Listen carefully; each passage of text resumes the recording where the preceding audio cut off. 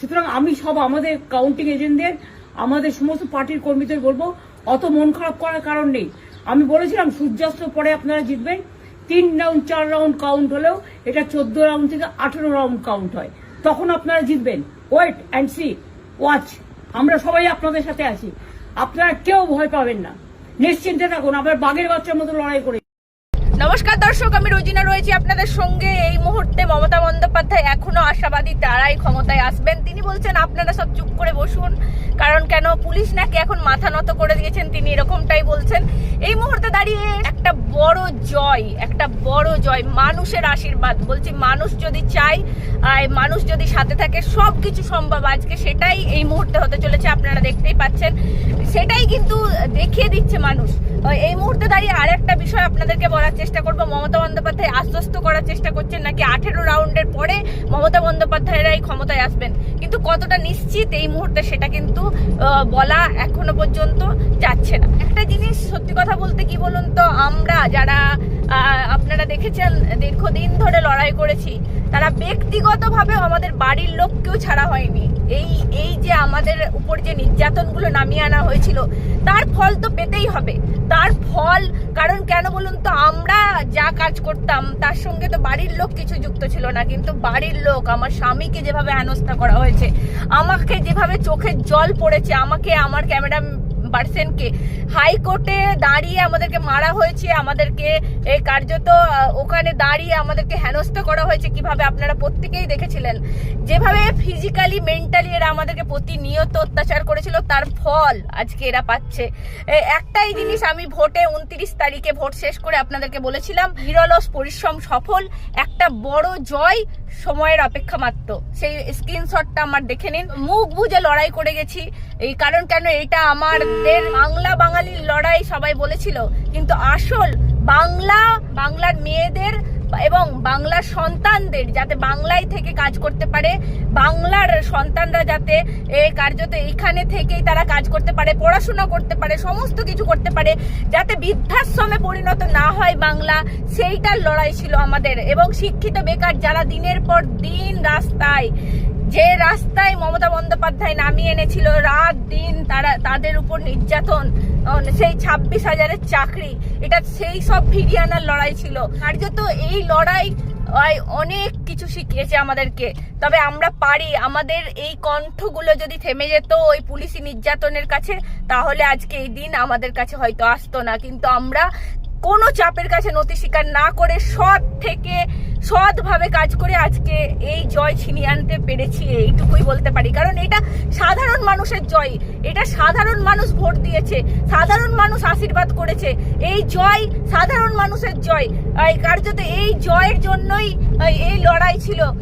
এই লড়াই দীর্ঘক্ষণ ধরে, মানে আপনারা দেখেছেন আমরা সহ্য করেছি, কোথাও দেখা গেছে মারধর, মানে এখনো পর্যন্ত সত্যি কথা বলতে আমরা কালকে সারা রাত ঘুমাতে পারিনি, কারণ ভাবছিলাম কি হবে, কারণ এরা যদি আবার ক্ষমতায় আসে তাহলে যেভাবে নির্যাতন চালাবে আমাদের বেঁচে থাকা সম্ভব হবে না। এরকম আমরা বারবার বলেছি যে কারণ বাঙালির লড়াই, যে বাঙালির কথা এরা বলতে চেয়েছিল, সেই বাঙালি হচ্ছে আমাদের পশ্চিমবঙ্গের বাঙালি, যারা এখানে জন্মগ্রহণ করেছি, এখানে পশ্চিমবঙ্গের মাটিকে ভালোবেসেছি। পশ্চিমবঙ্গে প্রত্যেকটা নারীর লড়াই ছিল, অভয়া আর কাণ্ড, যেটা চোখে আঙুল দিয়ে আমাদের দেখিয়ে দিয়েছিল কাজের জায়গায় মহিলারা সুরক্ষিত নয়, 8টার পর মহিলারা বেরোবে কেন, এই কথা, এই প্রশ্নগুলো কার্যত উঠেছিল, আপনারা প্রত্যেকে দেখেছিলেন। আমি বলবো এইটা এই মুহূর্তে দাঁড়িয়ে এই জয় বাংলার জয়, এই জয় বাংলার মানুষের জয়, এই জয় বাংলাকে অনেক দূর নিয়ে যাবে এই জয়। কারণ কেন, আপনারা দেখেছেন যে এখানে ডবল ইঞ্জিনের সরকার, সেখানে উন্নতিটা আপনারা দেখেছেন নিশ্চয়ই। সেখানে দেখা গেল একদম এই জয় ছিনিয়ে, অনেকেই বলেছিলেন অনেক কথা, আমি দেখেছিলাম ইউটিউবাররা টিকিট পেয়েছে, কেন রোজিনা শফিকুল টিকিট পেল না, এই কথাও অনেকে প্রশ্নে রেখেছিলেন। বলছে আপনারা শুধু আমাদেরকে ভালোবেসেছিলেন, টিকিটের দরকার ছিল না। ভালোবাসা, সেই লড়াই আমি মোথাবাড়ি থেকে, বেলডাঙ্গা থেকে, মুর্শিদাবাদ থেকে, যেখানে ভোট সুইং করতে পারে, যেখানে ভোটটা সব থেকে বেশি স্প্লিট হতে পারে, যেখানে ভোট 5,000 10,000 কাটলে সেখানে যাতে জয়ের ব্যবধান বিরোধীদের অনেক বেশি হয়, সেইখানেও কভার করে এসেছি। বেলডাঙ্গার প্রত্যন্ত গ্রাম যেখানে সন্ত্রাস প্রবণ এলাকা, সেখানে কভার করে এসেছি। রিসেন্ট আমি 29 তারিখে মেটিয়াবুরুজ গেছি, পোর্ট এলাকায় গেছি, সমস্ত জায়গা আপনাদেরকে তুলে ধরার চেষ্টা করেছি। আজকের এই জয় সবার জয়, আজকের এই জয় বাংলার মানুষের জয়, আজকের এই জয় বাংলার মেয়েদের জয়, আজকের এই জয় বাংলার মেয়েরা পারে সমস্ত কিছু করতে। এই জয় আমাদের কার্যত এই মুহূর্তে দাঁড়িয়ে আমরা বলতে পারি এই জয় গণতন্ত্র বাঁচিয়ে রাখার জয়। আমরা যেভাবে গণতন্ত্র লুট হচ্ছিল এখানে, যেভাবে গণতন্ত্রের কণ্ঠরোধ করার চেষ্টা করা হচ্ছিল, সেইভাবে সেই জায়গা থেকে আজকে জয় ছিনিয়ে এনেছি আমরা। বঙ্গ টিভি একদম বলতে পারি গণতন্ত্র যে রক্ষার লড়াই আমরা শুরু করেছিলাম, সেই গণতন্ত্র রক্ষার লড়াই আমরা ছিলাম, আছি, থাকবো। মমতা বন্দ্যোপাধ্যায় যতই বলুক এখনো অনেক রাউন্ড বাকি। আমি বলছি এই মুহূর্তে দাঁড়িয়ে একটা বিশাল অঙ্কের ম্যান্ডেটে আসতে চলেছে বিজেপি সরকার, একদম গেরুয়া ঝড় কার্যত বইতে চলেছে। ভালো থাকবেন, আশীর্বাদ করবেন, এইভাবেই যাতে এগিয়ে যেতে পারি। আপনাদের এই ভালোবাসা নিয়ে আমি যাতে এগিয়ে যেতে পারি, আমার বঙ্গ টিভিকে আমি অনেক দূর নিয়ে যেতে চাই। আমি এই মুহূর্তে দাঁড়িয়ে আপনাদের আশীর্বাদ পেতে চাই। আপনাদের আশীর্বাদের জন্যই আজকে আমরা শেষ হাসি হাসলাম।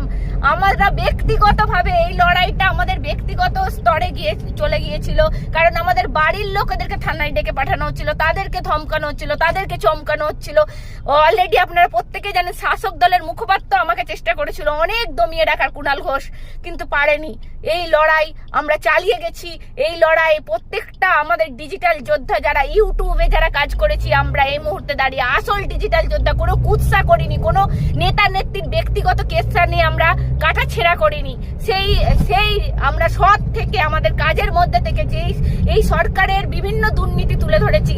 আমরা কারোর ব্যক্তিগত কে কার সাথে মদের গ্লাস শেয়ার করলো, কে কার সাথে থাকলো, আমরা সেগুলো করতে যাইনি। আমরা সৎভাবে কাজটা চালিয়ে গেছি।